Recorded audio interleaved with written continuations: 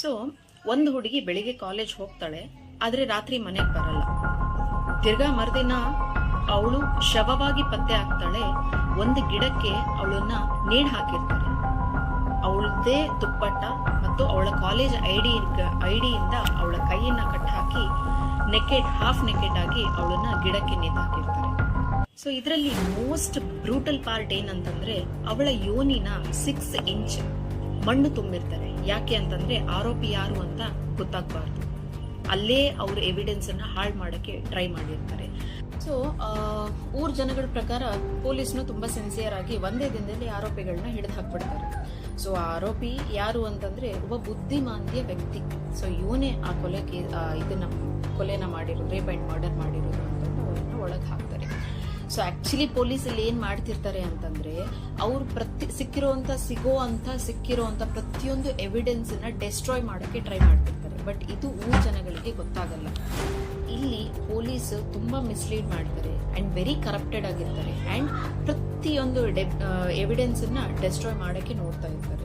So ಇದನ್ನ ತಿಳಿದಿರುವಂತ ಜನಗಳು ಏನ್ ಮಾಡ್ತಾರೆ ಅಂದ್ರೆ, ಒಬ್ಬ ಬುದ್ಧಿಮಾಂದ್ಯ ವ್ಯಕ್ತಿನ ತಗೊಂಡ್ ಬಂದು ಒಂದೇ ದಿನದಲ್ಲಿ ಕೇಸ್ ಫಿಟ್ ಮಾಡಿ ಜೈಲ್ ಒಳಗಡೆ ಹಾಕಿದ್ರು.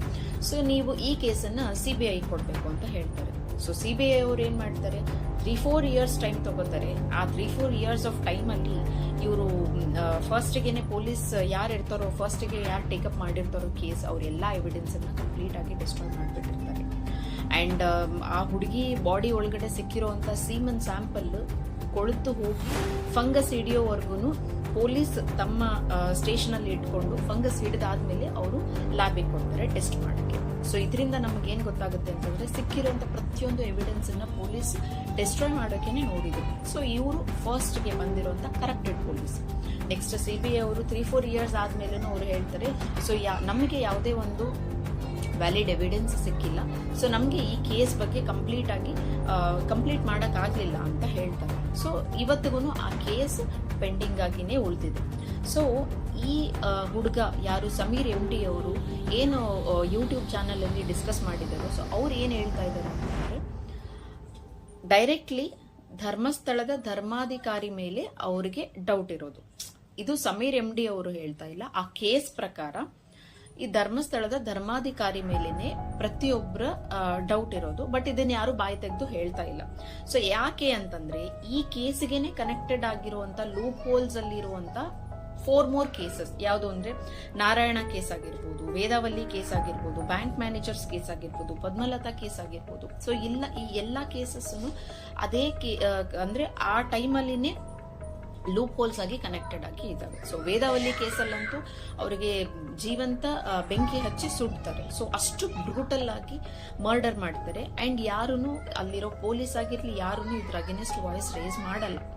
ಸೊ ಈಗ ನಾನು ಈ ಟಾಪಿಕ್ ನ ಯಾಕೆ ನಿಮ್ ಮುಂದೆ ಡಿಸ್ಕಸ್ ಮಾಡ್ತಾ ಇದ್ದೀನಿ ಅಂತಂದ್ರೆ, ಸಮೀರ್ MD ಅವ್ರು ಯಾರು, ಒಬ್ಬ ಯೂಟ್ಯೂಬರ್, ಒಬ್ಬ ಇಂಡಿಯನ್. ಆದ್ರೆ ಡಿಸ್ಕಸ್ ಬರ್ತಿರೋದು ನಮ್ಮ ಕರ್ನಾಟಕದಲ್ಲಿ ಕೆಲವು ಕನ್ನಡಿಗರು ಏನು ಹೇಳ್ತಾ ಇದ್ದಾರೆ ಅಂತಂದ್ರೆ, ಅವರು ಮುಸ್ಲಿಂ ಇದ್ದಾರೆ. ಸೊ ಅವ್ರು ಯಾಕೆ ಧರ್ಮಸ್ಥಳದ ಬಗ್ಗೆ ಮಾತಾಡ್ತಾ ಇದ್ದಾರೆ, ಧರ್ಮಾಧಿಕಾರಿಗಳ ಬಗ್ಗೆ ಮಾತಾಡ್ತಾ ಇದ್ದಾರೆ, ಅವ್ರಿಗೆ ಆ ಅರ್ಹತೆ ಇಲ್ಲ ಅಂತ ಹೇಳ್ತಾ ಇದ್ದಾರೆ. ದಯವಿಟ್ಟು ತಿಳ್ಕೊಳ್ಳಿ, ಅವರು ಇಂಡಿಯನ್, ಅವರೊಬ್ಬ human. So is like justice for Soujanya ಅಂದ್ರೆ ಆ ಹುಡುಗಿಗೆ ಒಂದು ನ್ಯಾಯ ಸಿಗ್ಬೇಕು ಅಂತ ಅವರು ಫೈಟ್ ಮಾಡ್ತಾ ಇದ್ದಾರೆ. ಸೊ ಅಷ್ಟೇ ಹೊರತು ಅವರ ಜಾತಿ ಧರ್ಮ ಅದನ್ನು ತಗೊಂಡು ನಾವೇನು ಮಾಡ್ಬೇಕಾಗಿಲ್ಲ. ಇಲ್ಲಿ ಮನುಷ್ಯತ್ವ ಆಕ್ಟ್ ಮಾಡ್ತಾ ಇದೆ. ಅಂದ್ರೆ ಒಂದು ಮಾನವೀಯತೆ ದೃಷ್ಟಿಯಿಂದ ಅವರು ಈ ಕೇಸನ್ನ ಸ್ಟಡಿ ಮಾಡಿ 40 to 42 minutes ಅಷ್ಟು ನೀಟಾಗಿ, ತುಂಬಾ ಚೆನ್ನಾಗಿ ಪ್ರತಿಯೊಂದು ಮೈನರ್ ಥಿಂಗ್ಸ್ ಅಷ್ಟು ನೀಟಾಗಿ ಎಕ್ಸ್ಪ್ಲೈನ್ ಮಾಡಿ, ಅಷ್ಟು ಕಷ್ಟಪಟ್ಟು ನಮ್ಮ ಮುಂದೆ ಪ್ರೆಸೆಂಟ್ ಮಾಡಿದ್ದಾರೆ.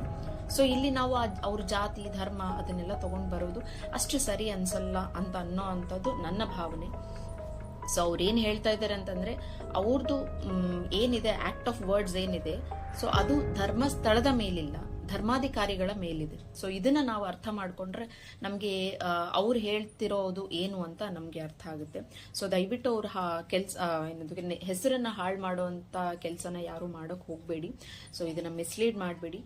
ದಯವಿಟ್ಟು ಎಷ್ಟಾಗುತ್ತೋ ಅಷ್ಟು ನಾವು ಆ ಹುಡುಗಿಗೆ ನ್ಯಾಯ ಸಿಗುವಂತ ಯಾವುದೇ ಒಂದು ಮೈನರ್ ಆಕ್ಟ್ ನಮ್ಮಿಂದ ಕೇಳಿದ್ರು ಆನ್ಲೈನ್ ಅಲ್ಲಿ ವೋಟ್ ಮಾಡೋದಾಗಿರ್ಲಿ, ಅಥವಾ ಯಾವುದೇ ಒಂದು SMS ಗೆ ರಿಪ್ಲೈ ಮಾಡೋದು, ಅಥವಾ ಯಾವುದೇ ಒಂದು ಮೈನರ್ ಆಕ್ಟ್ ನಮ್ಮಿಂದ ಕೇಳಿದ್ರೇನು ನಾವು ಮಾಡೋಣ, ಅದಕ್ಕೆ ಸಪೋರ್ಟ್ ಮಾಡೋಣ. ಆ ಹುಡುಗಿಗೆ ನ್ಯಾಯ ಸಿಗೋದೇ ಅಟ್ ಲಾಸ್ಟ್ ನಮ್ಗೆಲ್ಲ ಬೇಕಾಗಿರೋದು.